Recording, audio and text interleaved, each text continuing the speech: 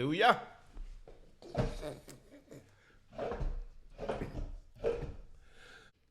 Welcome back to the Man on the Moon world, or should I say, welcome to the Man on the Moon world, where we learn, explore, and inspire. If it has a motor and it goes fast, I'm going to talk about it. Here with me this evening, I've got my main man, Lokey. I shouldn't even say my main man. We're going to go back, way back. I got Mark Jefferson. Way back. I got a cat that I've been knowing for a long time. Lokey, man. You putting out my government name, man. I don't want everybody to know that, but it's you know all right. what? I got warrants. We appreciate Lokey, the main man, who's been selling motorcycles in this area for a long time. He's pretty much a legend. So without any further ado, Lokey, thanks for joining us on the Man in the Moon. Yeah, brother. And just give us a little motorcycle biography about Lokey. Well, I've been riding motorcycles since I was yay high when my daddy first bought me and my four brothers one mini bike. But let's go back even further. Where you from, man? I'm from Youngstown, Ohio, Y-Town. Wow. Youngstown, Ohio, home of the Ohio players. Right. So give us the motorcycle biography of Lokey. So, yeah, like I said, my daddy bought me and my brothers a mini bike. Now, I don't mean the one that you kickstart. I mean the one that you... A Rutman with the 5 horsepower. Yeah. We telling our age. My bad. Yeah. It's all good, though. But, yeah, we had to share it. Only I was too young to ride it. So I had to get on the back of my other 3 brothers as they rode it. So I was, on the back as a hip hugger as my other 3 brothers rode the mini bike because I wasn't old enough. I know this is your interview, but that reminds me of a story of me on my first motorcycle because my granddaddy bought me and my 3 brothers a dirt bike when we used to go to Mississippi for the summer. My mother would send us down there to stay with my grandfather. But he bought us a a dirt bike. And his only rule was when you get off, it's the next person's turn. No, we couldn't do it like that. Everybody had I think it was like 15 minutes. Oh. So after your 15 minutes, you had to come on back and get off and let the next brother ride. But every brother had to ride me, so I got to ride every time. Yeah, I guess so. But I was on the back. But, it was what it was. I mean, But that right there fueled my desire to want to be on 2 wheels. So as a result of that, I would always ask my parents for, my own motorcycle. And it wasn't until we moved down to Georgia. I was 11 years old. Okay. Moved down to Georgia. And my parents actually bought me my first motorcycle. It was a Honda 100. Wow. That's what it was. You telling your age. Yep. It was a Honda 100. And it was a street bike. But I turned it into a dirt bike because I wanted a dirt bike. Hold on, you turned a street bike into a dirt bike. Street bike into a dirt bike. This bike had them steel metal fenders, had the turn signals, electric start, had everything. Took it all off. Turned into a dirt bike. Dogged it out. But it was my dirt bike. And thus started That started it. the Lokey legacy. The whole thing. Let's move forward. Okay.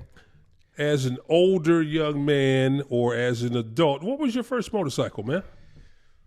My first motorcycle as an adult was they called it a can of tuna. Oh, yeah, a can of tuna. Katana 750. That was my first motorcycle that I bought myself. And I bought it from this guy. Some people on the set might still remember him. His name was Seven.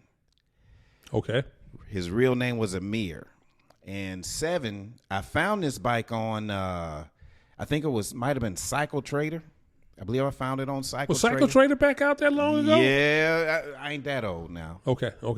But I found it on Cycle Trader. I believe it was, or it could have been Craigslist. I can't remember. Craigslist was back around that long ago? I called the number, and my man, Amir, told me to come look at the motorcycle. I went and looked at the motorcycle. Did he let you ride it? He let me. Well, no, he didn't let me ride it. Okay. but he let me look at it. Okay. And I liked it enough to buy it. How much you pay for it? I think I paid Just embellish a little. maybe about $3,000. Ooh. Something like that. What year was that? That was was it That's okay. 2000? Was it worth the money? To me, it was, Okay. and that's important. It has to be worth it to you. It might right. not be worth it to the next man, but it was worth it to me. It was my first bike. I was buying it for myself, and yeah, I was able to take delivery of my first motorcycle that I bought myself, and he even offered to allow me to ride with him. And he was already riding with this group of guys, and they were an unofficial MC. Unofficial. The Atlanta Sport Bike Riders. Wow. You going way back. Yeah. Yeah. What did you enjoy most about riding bikes? What I enjoyed most about riding a motorcycle was the fact that it was a freedom that I never experienced on a motorized vehicle, like a car, anything like that. Because I could actually get on this motorcycle and I don't have to have a destination. Right, right. As long as I had a tank full of gas, I was happy.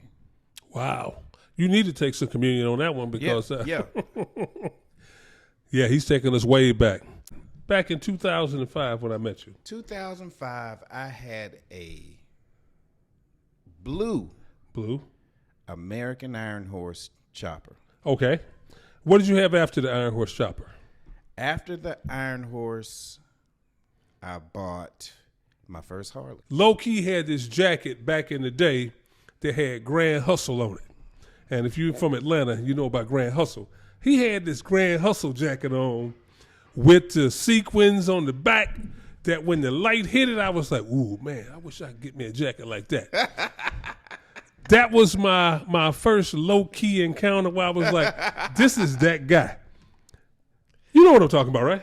I know what you're talking about. Yeah. It was one night over at, what's the place on Moreland Avenue that sells the hamburgers? We're at the Vortex. And he pulled up. He pulled up on Thursday night. We used to be at the Vortex. That's right. Yep. He pulled up on his sled with that doggone Grand Hustle jacket on. Shout out to Grand Hustle. But that jacket, it said more than the motorcycle. I was like, that's the coolest dude on the set right now, man. That's how far me and this cat go back. So yeah, we go back. All right, let's circle back around. Okay. All right. So you had an American Iron Horse, and after then, you bought your first Harley. Yeah. But go ahead. No, you go. No. Now, I want to tell y'all how I ended up on an American Iron Horse motorcycle, okay? I thought that bike was a Victory. No, sir. I never owned a Victory. I'm not a Victory My man. bad. Nothing against Victory. My bad. Ride what you ride. That just was never my ride. But Okay. anyway, I went from that can of tuna, that Katana 750. Can of tuna. We love to them. a TL 1000. Ooh, Willie bike. Willie bike. Okay. I went from that TL 1000. Come and tell you the reason why I got off that TL 1000 because I was popping a Willie, right? Mm-hmm. Down at the AU Center. Wow. Me and my friend Amir. Okay. Right? The guy who sold you. The guy that sold me my can of tuna. Okay. I traded that in for the TL 1000. I'm popping Willies down at the AU Center trying to show off for the, down there at Spelman. At the AU. Yeah. That's what we do. Lost control of my Willie. Oh, no. Crashed the bike. Oh, no. Beautiful TL 1000. Now, I just got from Wild Motorcycle. Shout out to Wild. And I ended up. In the hospital? Nope. Okay. I just had a bruise on my knee. That was it. Little road rash. Yeah, a little road rash. And we here to talk about it now. I ended up taking that bike and trading it in. No, I sold it. And I went and bought a Gixxer 1000. A Gixxer 1000? Yep. I bought a Gixxer 1. It was a 2001. Okay. I bought a 2001 Gixxer 1000, and I love that bike. Wow. Me and that bike, I finally found a sport bike that I bonded with. I bonded with that bike. You and the bike became one. We became one. So much so, okay, so much so that one day, should I say one night, like 2 a.m, I'm leaving. At that time, I was in the music industry as well. I was leaving Jermaine Dupri's studio. I was working at So Def Studios. Shout out to So Def. Shout out to JD. I'm leaving JD's studio. We was watching the fight. Who was fighting? Oh, that's too many questions. My bad. bad. Anyway, it was like 2 a.m. I'm leaving his studio. I'm heading back to the crib. And I'm like, man, you know what? I'm on this highway by myself. Let me get my tail home. By my lonesome. So I hit it. I get up to like 175. Hold on. Back up. How fast were you going? 175. 175 miles per hour. 175 miles an hour. Okay. Yes. I'm sorry. So fast that that white line, it just became, one solid line. It wasn't no longer those little, dashes. You just holding it in the middle. I'm holding it in the middle. I'm getting it. So right.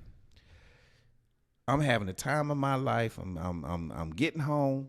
Next thing I know, there's this little light shining down on me from above. I'm like, I know this ain't the Lord. I know it's not. I look up, it's a helicopter shining down on me. I thought it was a sign, but no, it was a sign to slow my little monkey tail down. That's what it was. Okay. So I was at the top of Spaghetti Junction. Anybody that's familiar with Atlanta, y'all know where Spaghetti Junction is. It's right there where 85 and 285 come together. I was right there. I was too far from the airport to get away from the helicopter because I was a no-fly zone. Right. So I said, you know what? I might as well just go ahead and just pull over because I'm not about to risk my life trying to get away from a helicopter. So you actually pulled over? I pulled over. Okay. Because I knew the car was coming up behind me. The helicopter wasn't going to, let me get away. It could have been an OJ moment. Could have been. Okay. So I just went on, pulled over. Cop car came up behind me. And I just got off the bike, put my hands behind my back. He took me to jail. My charges were 155 in the 55. Reckless. Ooh. I had my permit. Ooh. So I wasn't supposed to be on a highway at night. And I was not supposed to be on a motorcycle after 10 o'clock. Yes. So I have those 4 charges against me. My attorney told me, well, first of all, I went to jail. Cost me $700 to get out of jail. You went where? I went to DeKalb County. No. I got fingerprinted. No. Yeah. Not Lokey. Yeah. I went to DeKalb County jail. There's a mugshot floating around out there. Somebody want to look it up. But anyway, I went to DeKalb County. Cost me $700 to get out. Cost me $100 to get my bike out of impound. Wow. And I said, somebody told me you need to get you an attorney. So it cost me $1,000 up front for an attorney. Okay. My attorney told me to go to defensive driving school, so I went and did that. That was another $300. So I was like $2,000 light before it was all over with. I went on, sold that Jigsaw 1000. I know you did. And then I went and bought an American Iron Horse motorcycle. American Iron Horse. They make nice bikes. They used to make nice bikes. They out of business now. But they used to make nice bikes.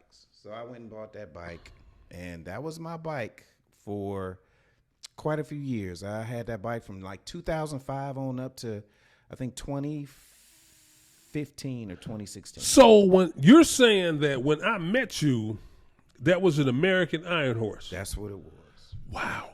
I figure if I'm going to pay $35,000 for a motorcycle, 'cause that's what it cost back in 2005.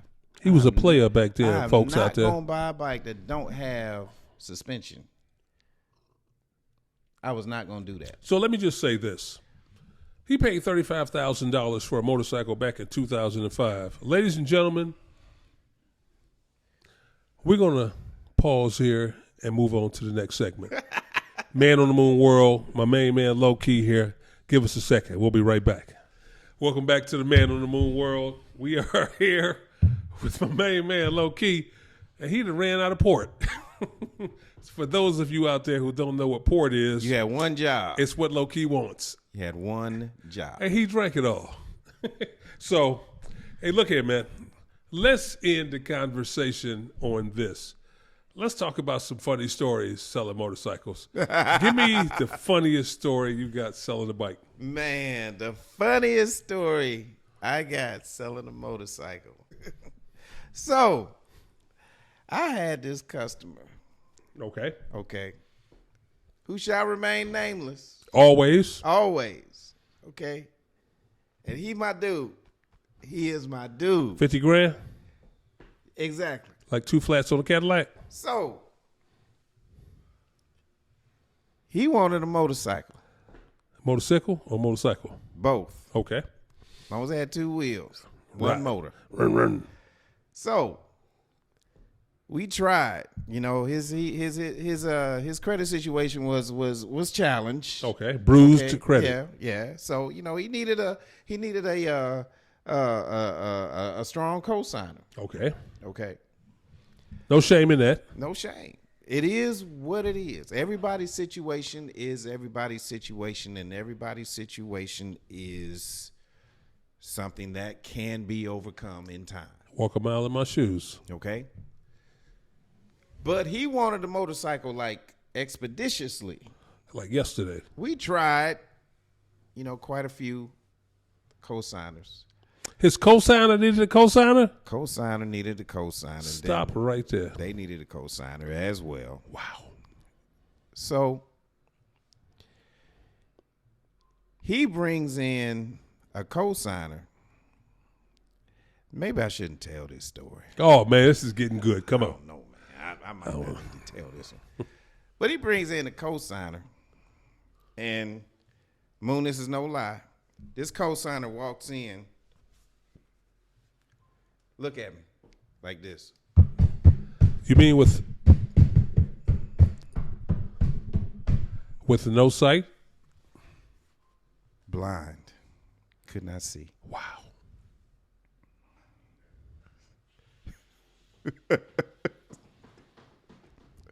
So he had a cosigner that was blind who couldn't ride a motorcycle.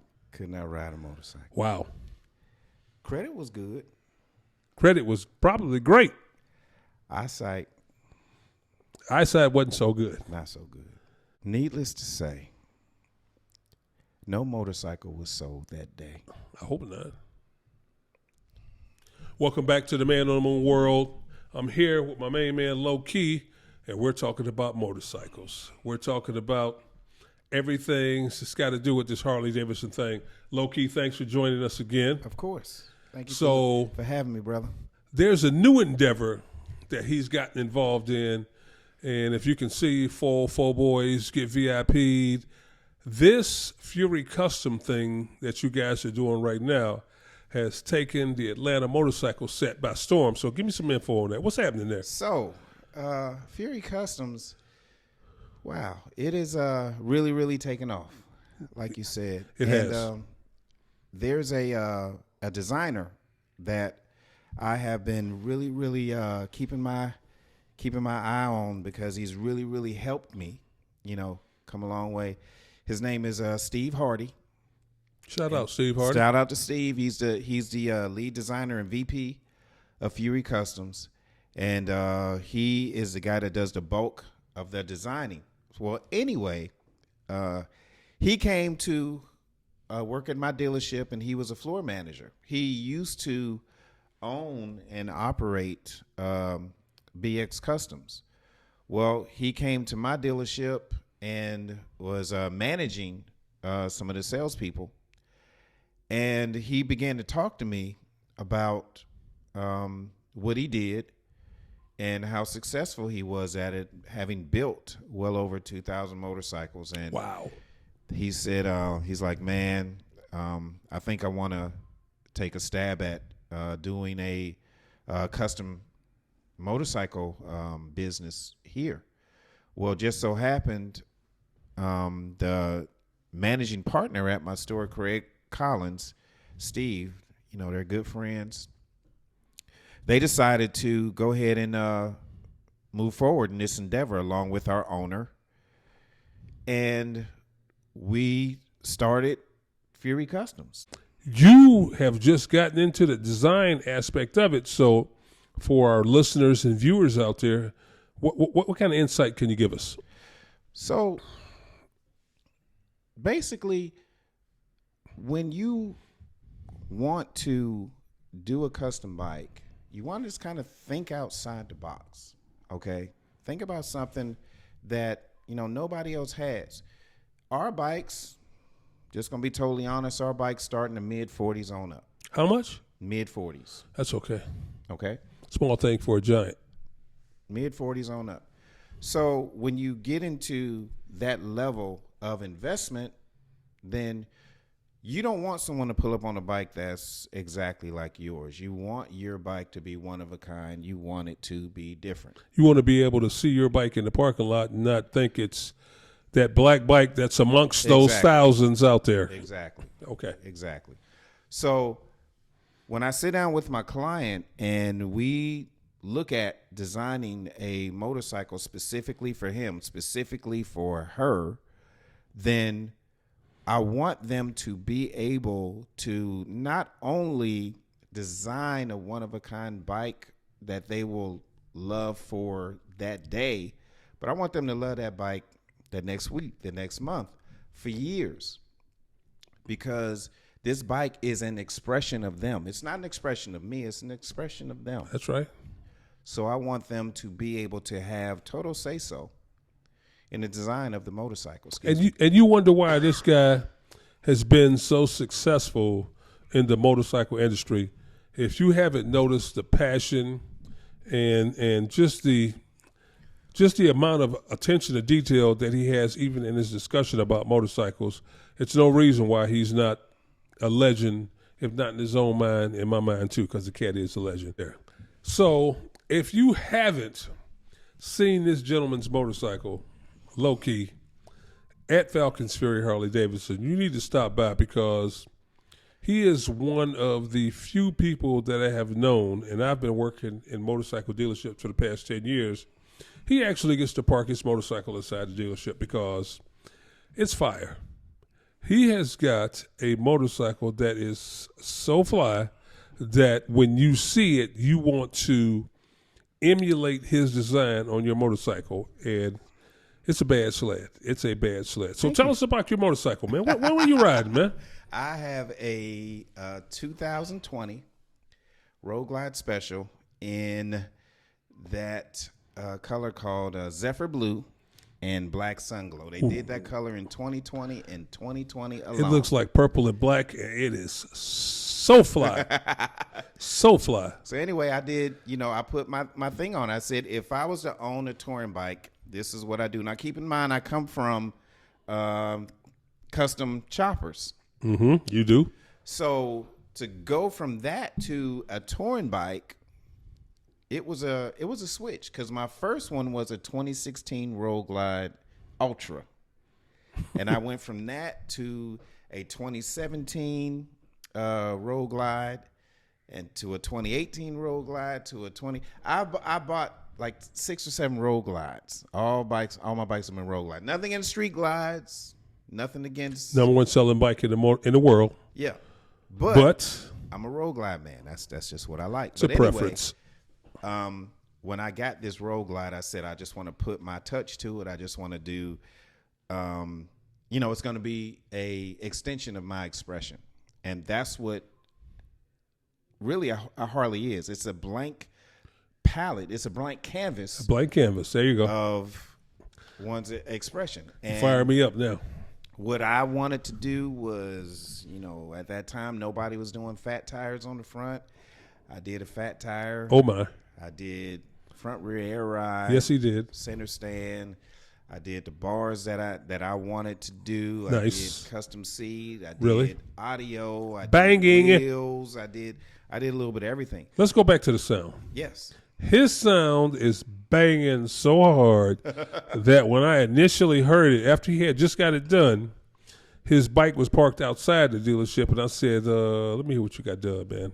And I had just got my bike done, and my motorcycle sounds pretty doggone good. But when I heard this dude's sound, I was like, damn it, man. It's fire. So if you're near Falcon's Fury Harley Davidson, and you can stop by, take a look at this guy's motorcycle.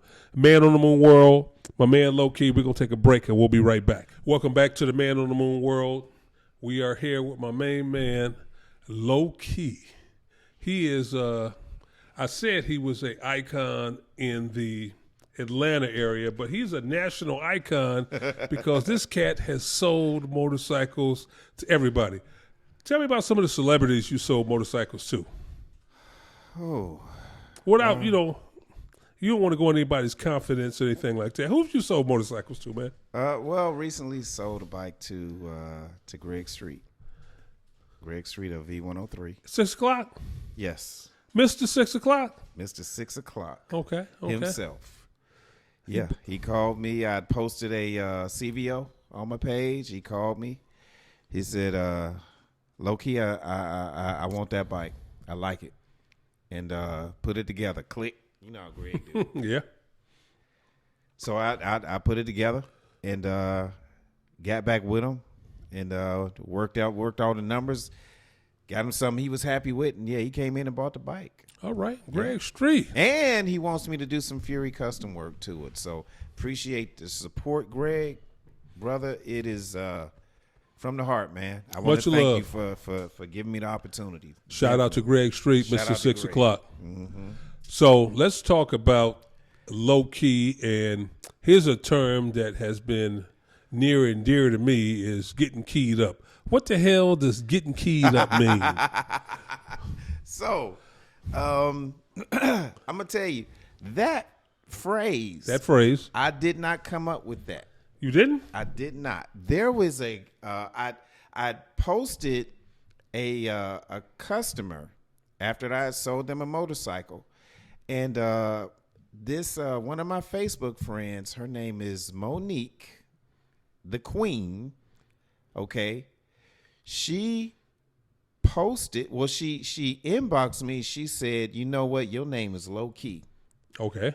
You need to let these people know that they've been keyed up by Lokey." Really? Yes. Because you know what? I've actually been keyed up too, so. Yes, he has. And keyed up used to be a negative term because used to be you do wrong by your girl and she key up your car, you got a problem. Yeah, if your shit been keyed up, you need to call the insurance company. Yeah, exactly. I call the insurance company. But anyway, yeah, so she gave me that phrase. So I just took it and I capitalized on it, and I was able to take it and use it as part of my social media marketing. And it is really, really taken off to the point now where people actually like, man, I want to come get. They want to get keyed up. They want to get keyed up. So let me just say this right now for everybody to hear. I bought a motorcycle from him. He came. He's doing my interview. I gave him gifts. And I gave him all kind of good stuff because he's a celebrity. You know, you got to take care of the artist.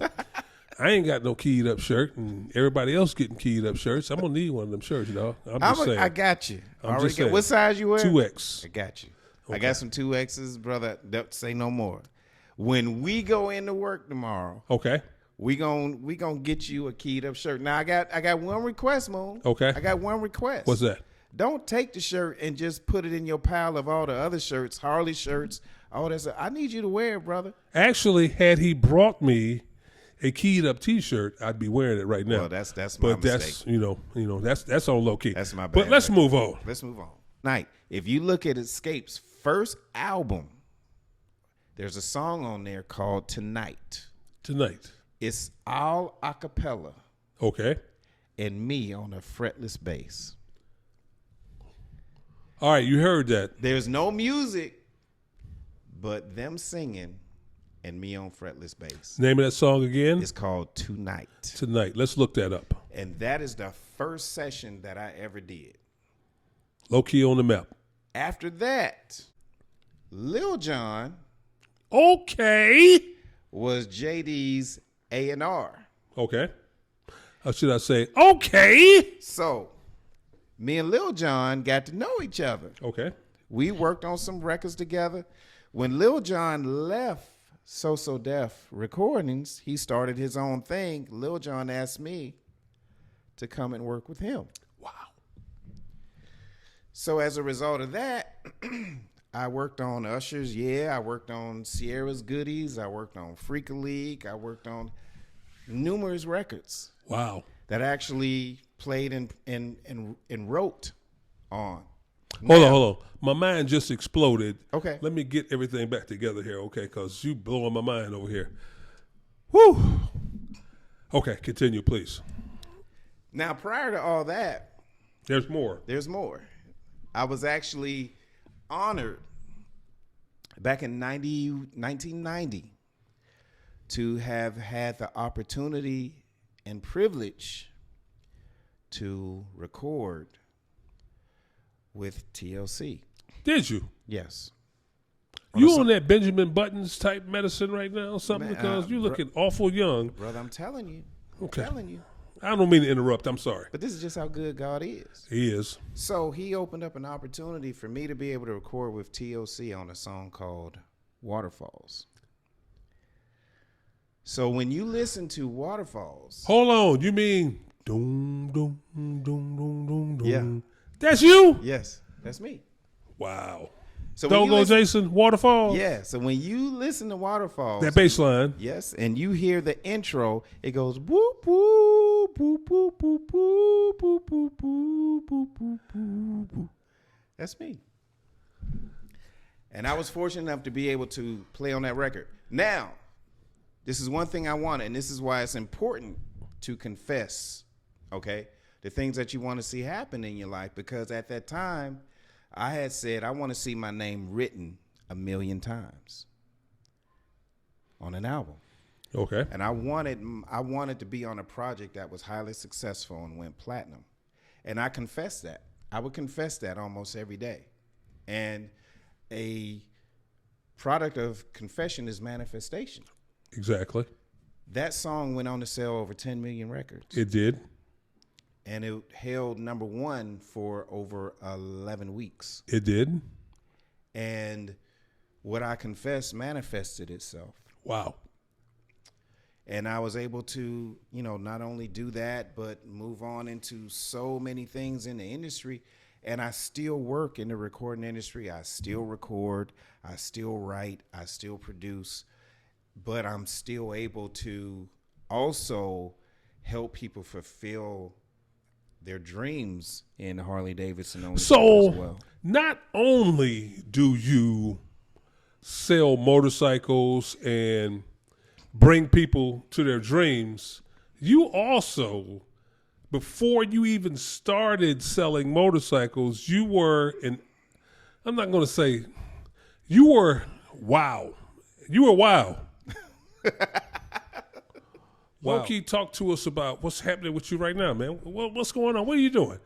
Right now, man, I am working at Falcons Fury, Harley Davidson. Shout out to Falcons Fury. Shout out to Falcons Fury. I've been there since 2015. I think Wow. February of 2015. What is that, 7 years? Going on 7 years. And I've been very blessed. I have experienced the Atlanta motorcycle set supporting me and enabling me to be able to continue on this path So, of helping people reach their dreams of, Harley Davidson ownership. what brought you to Harley Davidson? What brought me to Harley Davidson? I'm gonna tell you, I'm in the music industry. I still do music. Music it's really my first love, and it's my main source of income. But I'm like in the studios at night, and I was bored. I wasn't doing anything during the day, Right? and I was extremely bored. So I ran into a lot of people know Lamont Baker, Demond Baker on Facebook. Shout out to Leonard Baker. Shout out LB, to my Leonard. man. What's happening? Ain't you know what? Anyway, I ran into him one day. We were at a Mexican restaurant, and I said, "Hey, man, I think I just want to come up to the dealership and mess around selling bikes during the day, just kind of kill time." Little did you know. Little did I know. He said, "Man, come on up." And I came in, I got hired, and my first day as a salesperson, I sold a bike. Wow. Which First is something day? that, yeah, my first day. Wow. And I don't think it's anything that I did that was special, but it happened. And seeing the joy that customer had buying his first Harley Davidson, it just kind of grew on me. And I said, man, you know what? I think I'm going to like this. I think I'm going to like this. Because he gave me a little background of he worked on a farm and he didn't think he would ever be able to own a motorcycle, let alone a Harley. Right. And he just came in and gave it a shot. And we put it together and we made it work. And this young man reached his dream of not only motorcycle ownership, but Harley Davidson ownership. I've built a lot of relationships. I have been able to, man, that's a broad question. I've been able to build relationships because of the marketing that I decided to do on social media. It immediately put my my brand, my likeness throughout the entire country. I've had people come from New York, California, New York, Florida. I would say at least 40 of the 50 states. Okay. To buy motorcycles from me, strictly based on word of mouth and my social media presence. And the kind of relationships that I've built, man, they are still like ongoing to this day. Like my California customers still call me. My Florida customers still call me. They send me people. They send me referrals. Man, really, it's a book that I really need to write to give like a lot of in-depth detail Okay. of the relationships that I've built. But it's been so valuable that, man, I wouldn't change it for the world. Let me give you your flowers right now, because most people wait until it's long gone, but I'm going to give you your flowers right now. Again, I've been knowing this cat for a long time, and when he started selling motorcycles, I was actually selling motorcycles at a different dealership, and he had a social media following that was, I said, nah, he ain't selling that many motorcycles. This is nonsense. He can't be selling that many motorcycles. Nah. But if you talk to people, if you go on the set, and we'll talk about the set in the next segment, this gentleman right here has built relationships with so many people that it's just amazing. It's amazing to sit in a dealership and watch a person who works on appointments only. It's amazing to see somebody who has any customer that walks in who knows Lokey, they will take his word on what he's doing because he has the credibility, and that credibility has been built up over years. So those are your flowers, my man. We appreciate what you're doing.